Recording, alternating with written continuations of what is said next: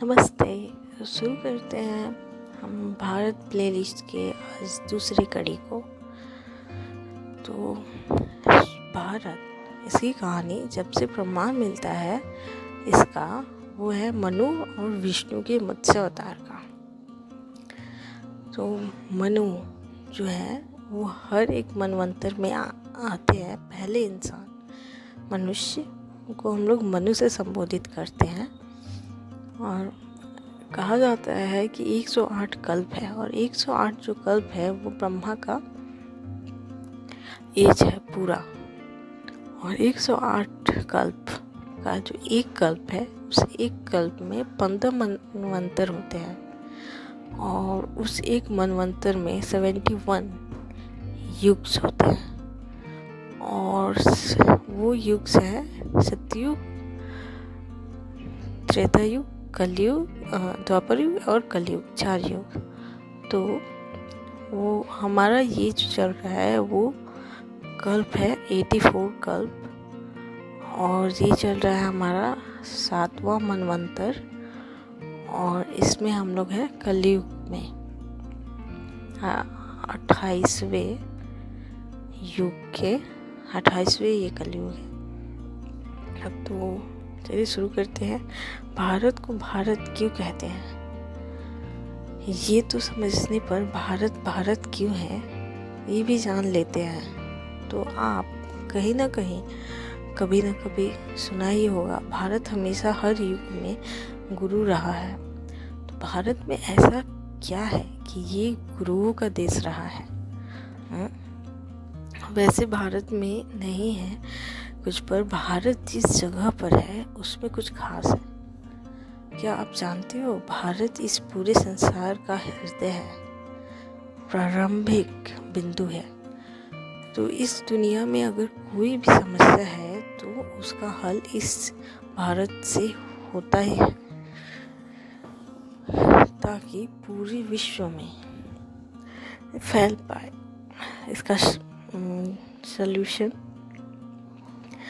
और आप देख सकते हो कि सारे भगवान इस भारत में ही आए हैं, रियल सुपर हीरोज। अगर किसी को दर्शन करना है तो उनको इस भारत में आना होगा। यही की भूमि ही ऐसी दिव्य है कि भगवान यहीं पर आते हैं और कभी नहीं और कहीं नहीं। ऐसा नहीं है भारत मतलब आप एक मोटे तौर पे आप ये देख सकते हो कि ऐसा है, पर एक्चुअली भगवान हर जगह वास है और जहाँ जिसको जिस रूप में चाहिए उस रूप में आते हैं, पर मेजरली हम लोग यही देखते हैं। जानते हो इस संसार में 1000 बार चतुर्युग के चक्र पूरा करता है। इस चतुर्युग में 4 युग होते हैं, सतयुग, द्वापर युग, त्रेता युग, द्वापर युग और कलयुग। और ये 4 युग 71 बार आता है एक मनवंतर में और कुल 15 मनवंतर होते हैं और हर मनवंतर शुरू होता है एक प्रलय से।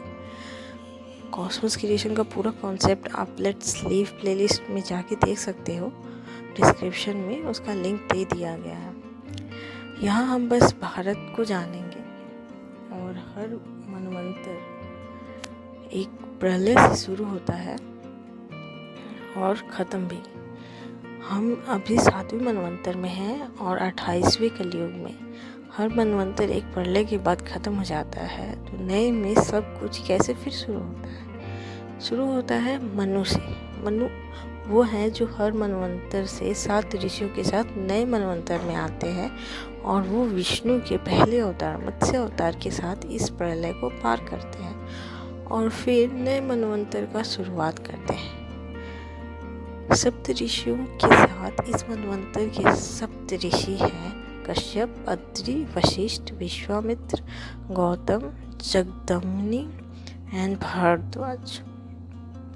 हर मनवंतर में अलग अलग सप्त ऋषि आते हैं और फिर सारे शिष्टाचार, शिक्षाएं कि कैसे जीवन होना चाहिए, हर मनवंतर का अपना नाम होता है और इस मनवंतर का नाम है वैवस्वत। तो इस मनवंतर की शुरुआत हुई है और अब हम कलयुग में आए हैं। पर जब शुरू हुआ होगा तब का दृश्य कुछ अलग था। चलिए जानते हैं उसके बारे में कि वो कैसा था। तो हर किसी को पता था कि इस पूरे जीवन का रूप क्या है और इसलिए वो आराम से अपनी जीवनचर्या जी रहे थे और अंत में मुक्ति पा लेते थे। भारत में हर कोई मुक्ति पा लेता था क्योंकि यहाँ जीवन चर्या को भी सब अच्छे से समझते थे कि क्या करना चाहिए और क्या नहीं।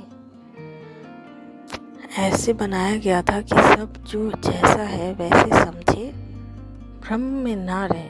पर फिर ऐसा क्या हुआ कि सोच बदल गया। इंसानी दिमाग हर प्रकार के सोच के साथ उस पर रोक कैसे लगा सकते हैं। ज्ञान तो सबको दिया जाता था, पर हर कोई पूर्ण ज्ञान समझ ले ये तो संभव नहीं। बस इतनी सी बात है और समय चक्र इसी बात पर चलता है। मनु जब नए मनवंतर में आए तो उन्होंने अपनी पुत्री का विवाह ब्रह्मा के मानस पुत्र प्रजापति दक्ष से किया, जो सारे मनुष्यों के राजा के रूप में स्थापित हुए। तो हमें जानना जरूरी है कि हमारे पहले शासक कैसे काम करते थे, प्रजापति का काल कैसे था, और अगले कड़ी में हम ये सब देखेंगे,